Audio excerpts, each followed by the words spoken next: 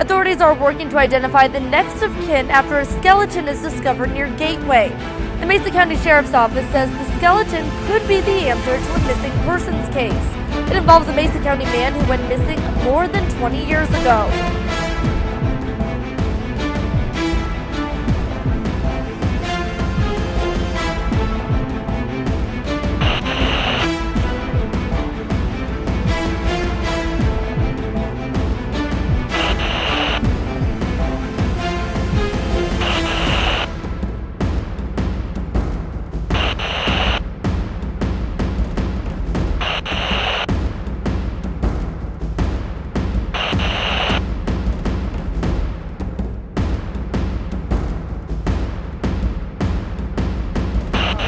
Authorities say a hiker discovered the remains Thursday near the John Brown Canyon Road off of Highway 141. It was partially inside of a car at the bottom of a canyon.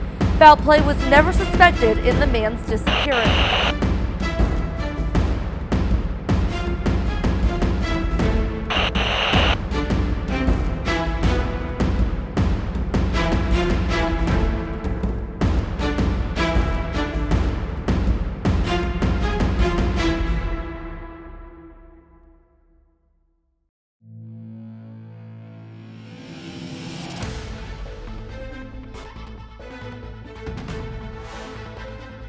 It's true. Grandpa Ron wasn't a pilot, but I'll let Lieutenant Jimmy Stewart tell you why that doesn't really matter. Motors roaring through the sky like a thunderstorm. They can't fool with them. American workmen, the finest master mechanics in the world, put those motors together. Made them live, made them breathe, made them roar. They're a whole army of workmen, designers, engineers, and just plain guys who wanted to do something for their country. Each member of the team is just as important as the next one. Now listen, it takes 38 men on the ground to keep this bomber in the air. So let's go downstairs and meet the ground. Mechanical details and has a full crew of technically trained enlisted men. So listen to the roar of those motors, young men of America, and heed their call. Soon the skies will be filled with the greatest air armada the world has ever seen. Our own Army Air Forces.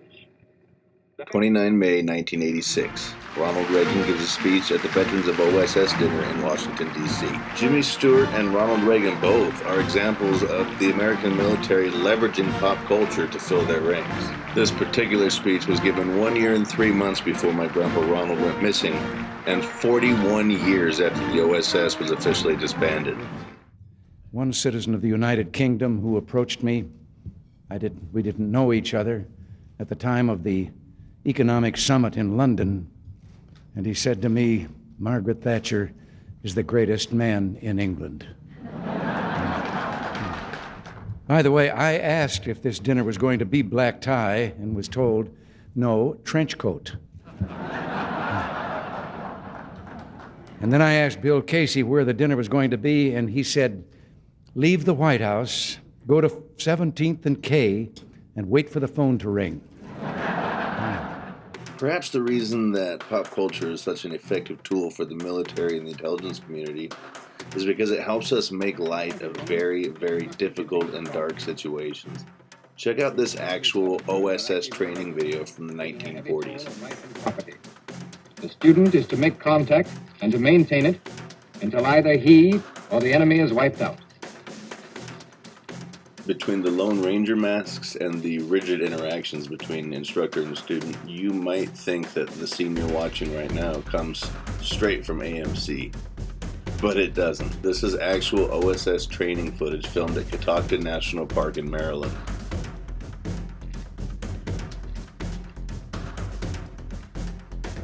All right, here we go now. Now watch your stuff on these stairs. Come to that corner. That's it. All right, up now. Easy, does it? But if you strip away all the fancy camera angles and storytelling devices, what you're watching is a young American man learning how to kill the enemies of this country.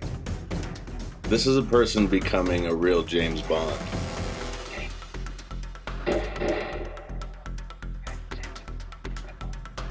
The necessity of procuring good intelligence is apparent and need not be further urged, General Washington wrote to one of his colonels in 1777. All that remains for me to add is that you keep the whole matter as secret as possible, for upon secrecy success depends in most enterprises of the kind, and for want of it, they are generally defeated, however well planned and promising. And that's why I'm delighted to be here tonight. None of America's intelligence agents have inspired and protected their nation more than the men and women of the OSS.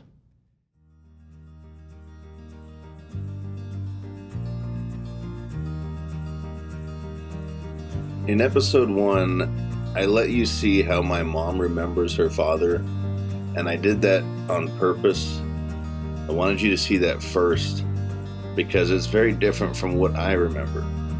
I remember a man who would buy me cowboy hats and boots and dress me up to show his friends. I remember a man who would read me fairy tales as he lay in bed in extreme pain from his cancer. A man who showed me how to grow strawberries, who taught me how to do a dove call with just my 2 bare hands. In all honesty, he was my strongest father figure growing up. Certainly, at least, until my mom remarried my stepfather, and until 1987, when Grandpa vanished. There are currently 3 theories about what happened to my grandpa. Theory 1 we saw in episode 1, and that was suicide due to cancer pain. That was what the law enforcement and media latched onto. Theory 2 involves Grandpa potentially being an OSS or CIA Nazi hunter after World War II. He spent some time living and working in countries that were known hotspots, and there were various items that I inherited from him that raised questions. Possibly most important are the discrepancies in what my mom remembers.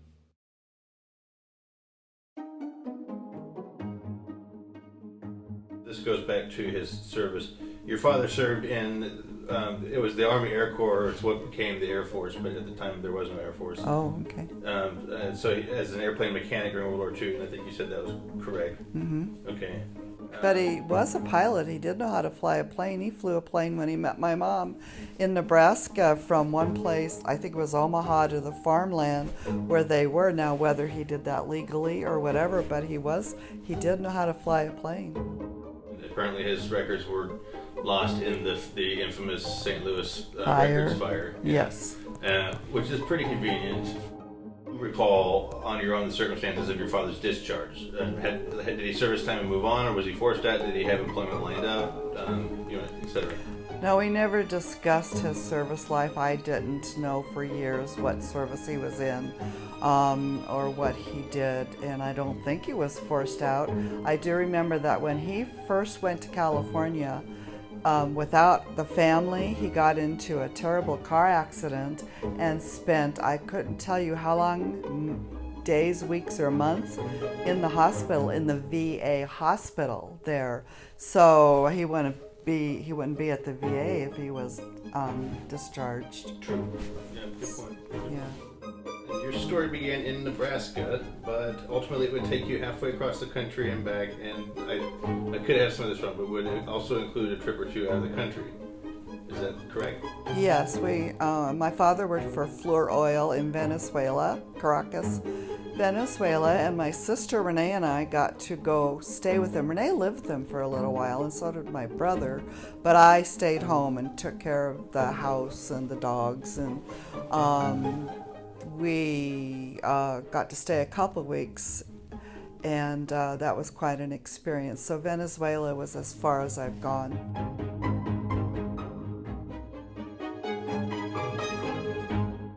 Yes, my father worked for Fluor Oil in Venezuela, Caracas, Venezuela. I'll just let the Office of Strategic Services tell you themselves why that might be important.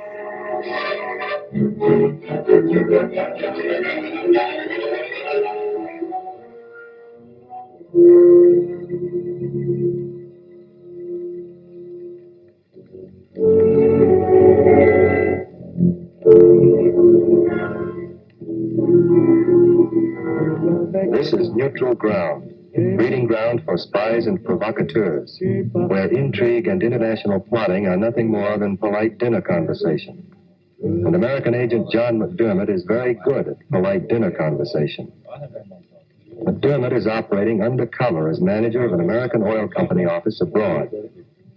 His personality and appearance are perfect for the job. His personality and appearance are perfect for the job. But it goes way beyond even that. Fleur Oil is not just some oil company. Fleur Oil has been working with the United States government on defense contracts since World War II. Fleur Oil was one of 5 major American companies to rebuild Iraq after the Gulf War. Again, Fleur Oil is not just any old oil company.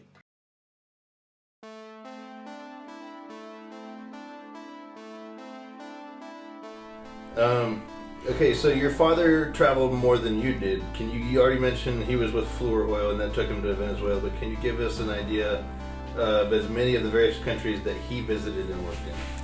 Well, when he was in the Army, he spent time in India, and he was an airplane mechanic for the Army. And then later on, he went to, and Mom went with him, Kuwait, Arabia, and also Venezuela, and I can't think of any other places, because when he would go to these jobs, they'd be stationed there for a while, so it would be a couple, 3 years.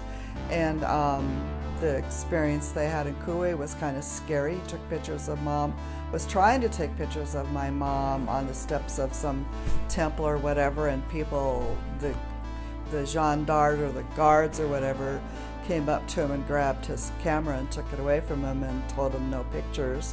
So that was a very interesting day and age to live in Kuwait. Now, you say Kuwait, is that what we think of as Kuwait today? Did I say it? Yeah, Kuwait. Okay, so that's like the country, the Gulf War country where we stayed. Mm-hmm. Okay. Yeah, Kuwait. And I can't think of other places that he lived other than this. So, and I was going to bring it with me, but I forgot to. But so part of the reason behind this question is that one of the things I inherited was a bag of currencies, small bits of currency from a lot of different countries. And there are far more countries represented there than we've discussed him working and living. Well, he may have traveled to them before a job or after a job, but I only remember the 2 countries, Venezuela and Arabia. Mom may only remember 2 countries, but the collection speaks for itself. Paper money from Indonesia, the Netherlands, Singapore, Australia, Poland, Kuwait, China, and France. Coins from Italy, Malaysia, Mexico, Bahrain, Colombia, Canada, Australia, Greece, Israel, China, Venezuela, the Soviet CCCP, Iran, Panama, Great Britain, and Austria. In addition to custom collectibles like these ivory statues, which I'm not even sure are legal to own, custom leatherwork from Colombia, customized hard hats with his name on them.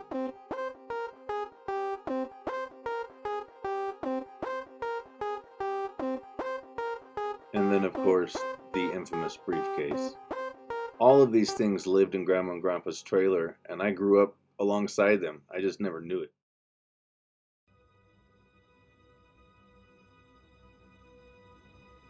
So in one of my dad's travels, when he came home bruised and cut, and he looked absolutely awful. And we asked him what happened, and his response was that he was in an elevator, and I think it was in Venezuela, but I really don't remember. It wasn't in our country, it was elsewhere. And the elevator got stuck, and I don't know, and the door shut on him when he was trying to get out. It was like the elevator was halfway on the floor, and so he was trying to climb out, and the door shut on him and crushed him a bit. And that's all I remember about that trip. Do you know him to be a fighter? Has he gotten into bar fights or? No, I don't know my dad to be a fighter, and I don't remember that he was a paranoid person. He wasn't really necessarily a mean drunk. It's just that when Mom and Dad would get into arguments, they would get loud, but I don't think he looked for fights. At least I wasn't told of any or witnessed any. Okay.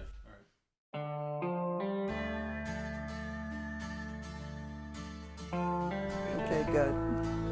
Can I tell the story about Mom getting into a sword fight with her maid? Was that in Venezuela, yeah. Okay, yeah. Before Renee and I visited with them, I don't remember the dates on this, but my mother and the maid, and I don't think the maid liked my mother very much, and there might have been other reasons for that.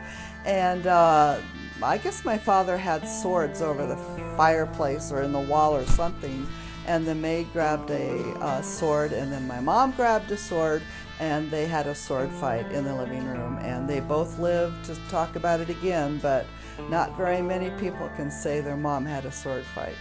So not great swashbucklers, but very passionate women. Passionate of what they were fighting over, but I really don't know. Okay.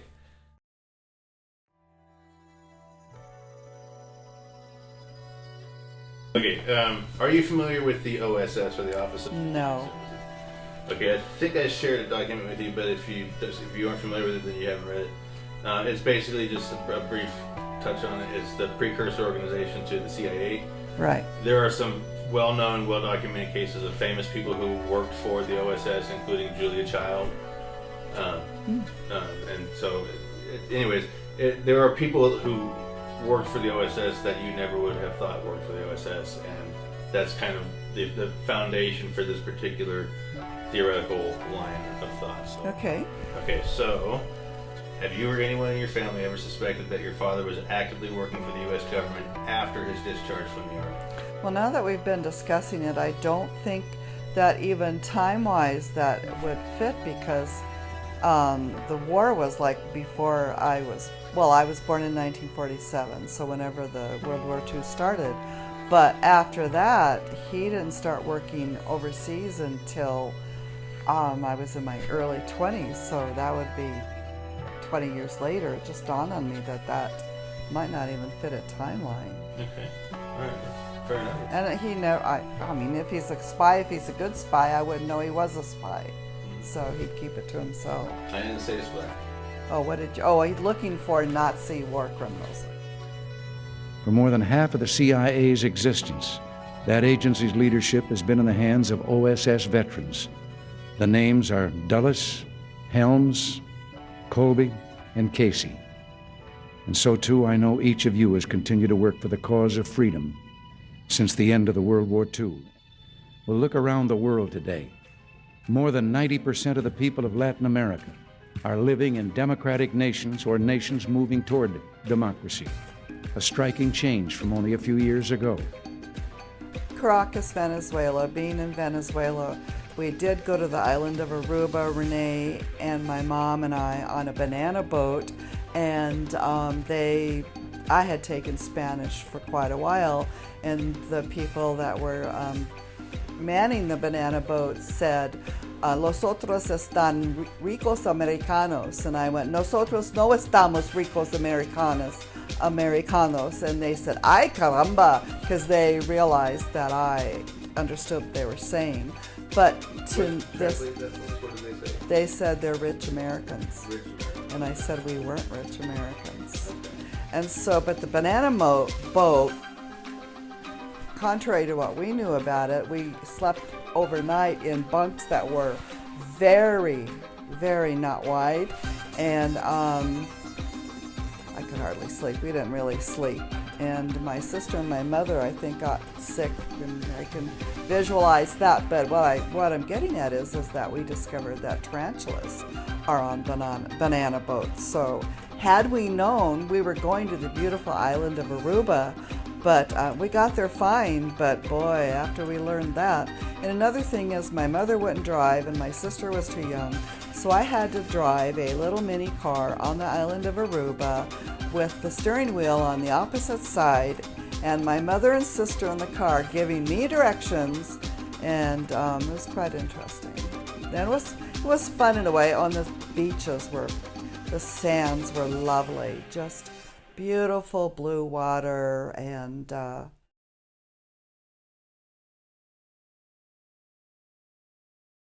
this potential timeline or this potential narrative have to do with what I now know to be true as far as Nazi war criminals in South America. And since Grandpa spent time in Venezuela, which is actually quite a bit further north than a lot of the places that they were hunting Nazis, but still, they were attempting to build a Fourth Reich and they were branching out. So there you have it. So Okay. Remember when my mom said that the dates probably wouldn't match up for my grandfather to be in the OSS? Well, she's not entirely wrong. The OSS was founded in 1942 and was disbanded in 1945. But as we heard Ronald Reagan say, the CIA was founded and run by OSS veterans. I know that detachments 303 through 505 of the OSS were active and recruiting in India while my grandfather Ronald was stationed there. Grandpa Ron definitely worked for Fleur Oil in Caracas, Venezuela. And it was there in Caracas, Venezuela in 1955 that a CIA informant codenamed Melody 3 kicked off a hunt for Hitler in South America. And on May 11, 1960, the Israeli Mossad abducted Adolf Eichmann from Argentina. This leaves nothing but questions for Grandpa Ron. And you remember that dove call that Grandpa taught me? That could actually be a holdover from the war, a friend or foe identifier device, such as the Thunder Flash protocol. Or like this brass cricket issued by Allied forces to paratroopers on D-Day. And in an almost stunning find amongst Grandpa's currencies that I inherited is this swarmy good luck coin. It's an almost perfect friend or foe identifier if you're an American agent looking for Nazis in South America. It's got the swastika on it, so if you're captured by Nazis, you can explain yourself out. But a smart American agent would recognize you immediately. It's no secret that secret societies have been using rings and secret handshakes and passwords in this way for centuries. But what I don't have is hard evidence. And I may be asking too much from one man's legacy.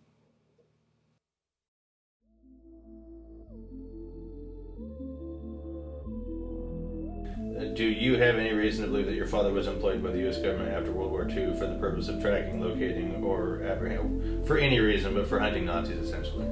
No, I don't have any reason to believe. I couldn't help you with that. I was too young and it was never talked about. Do you have any reason to believe that your father may have been a Nazi or a Nazi sympathizer? No, I do not have any reason. Okay. He may have been an atheist, but he had really good morals and never showed a sign of prejudice to the Jewish population or blacks. And to clarify for the audience, the reason I asked this is that both of your parents have Germanic names. So, I mean, Vasey and Schroeder. Right? My father was Danish. Danish, okay, well. And my mother came from the Schroeders, yeah. Right, so, but those are areas of the world that were active. Mm-hmm. But I think that her family, they were like third generation, but I couldn't be. Well, yeah, not every German American is a war criminal or a Nazi sympathizer, but there was an American Nazi Party, and there were people actively working for them. So I didn't know that. And then, of course, there's what I found on Grandpa's handheld film.